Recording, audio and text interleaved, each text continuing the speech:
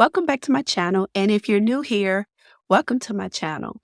So today I want to get right into the title of this video, and that is surviving the holidays alone, especially if you may be single. And I want to get right into this because the holidays are fast approaching. And let me just say this. I know the holidays can be a lot, especially when you're single. Everyone's posting their couples, matching pajamas, engagement announcements are flooding your timeline, and then there's Thanksgiving dinner. Girl, listen, I could tell you all about it. You're sitting there trying to enjoy your plate of your turkey and mac and cheese, and then comes in your not so favorite auntie or even your nosy cousin hitting you with that question we all dread. So are you dating anyone? When are you getting married? Listen, I get it. I've been there. I've spent numerous of holidays feeling like I was the odd one out, wondering when my turn would come. And it wasn't easy, but today I want to talk to you because I know this season can feel heavy, but it doesn't have to steal your joy. In fact, this waiting season can be one of the most beautiful times of your life. So, whatever you're doing, stop for a minute and let's talk about how you can handle the holidays as a single woman with grace, confidence, and peace. So, let's get to it. So, the first thing you have to do is embrace your season. I've told you in previous videos before that your worth isn't tied to your relationship status. God has you in this season for a reason. And I know that sounds so cliche, but trust me on this. He's doing something in you. There's a purpose for your waiting. Maybe it's to grow closer to Him.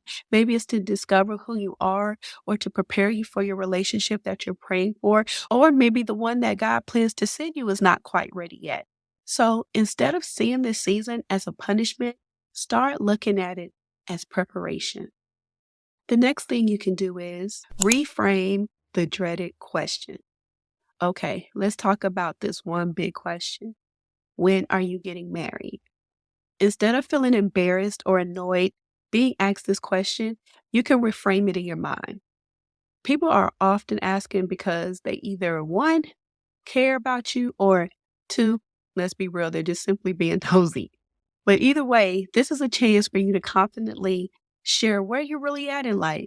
You can say something like, I'm focusing on becoming the best version of myself right now, and I trust that God's timing is perfect. And boom, you've set the tone without letting that question shake you up or make you feel some kind of way on the inside.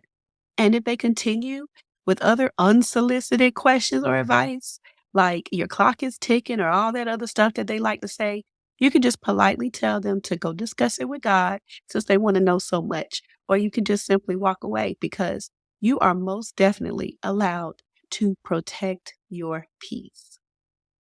My next suggestion is if you don't do anything else, you should most definitely focus on what you're grateful for.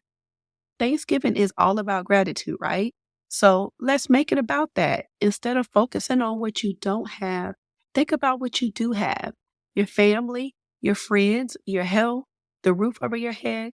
Look, God has already blessed you in so many ways. Write it down if you need to, because gratitude changes your perspective.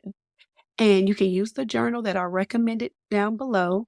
But when your heart is full of gratitude, it's harder to feel like you're missing out. I know you may have someone every now and then that may be reminding you of your relationship status, but that's when having a community of like minded people around you comes into play. You have to make sure that what you are looking at and listening to is aligned with positive values and goals that you have for yourself. What we consume can significantly influence our thoughts, behaviors, and our perspectives.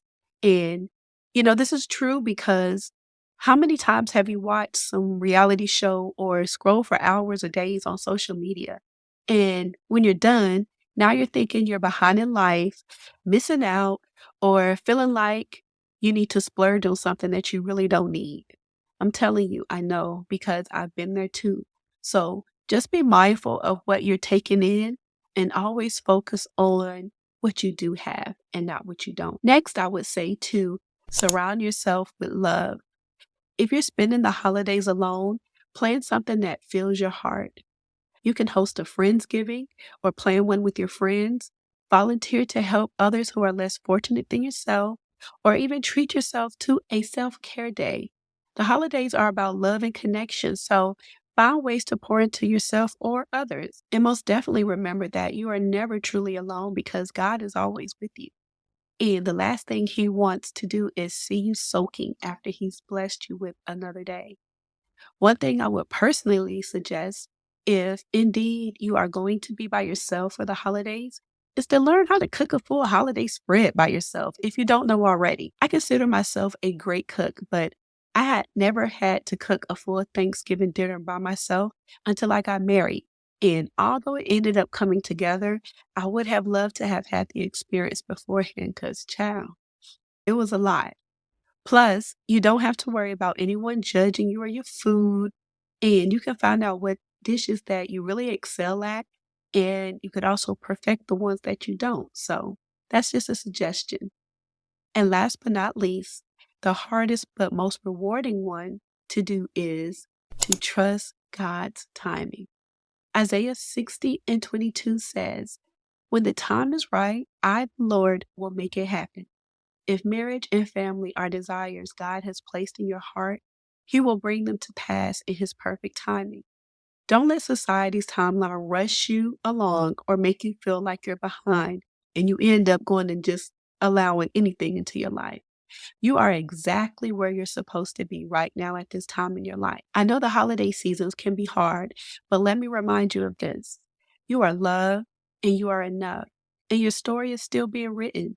Don't let a few nosy questions or a quiet holiday season alone make you forget who you are and whose you are. You're going to look back over your life one day while running around and prepping for the holidays with your then husband or wife and children and say, why did I waste all that time worrying and stressing over something God already had planned for me? So do yourself a favor and go ahead and use this time wisely because when your spouse does come, you'll be grateful that you did. So let's go ahead right now and shift the focus to the blessings we already have. And in the comment section, I want you to tell me one thing that you're grateful for this holiday season.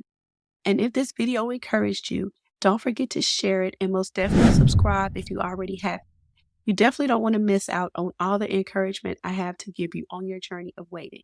So hang in there and know that God's got you. And I thank you for watching, and I'll see you in the next video. Stay blessed.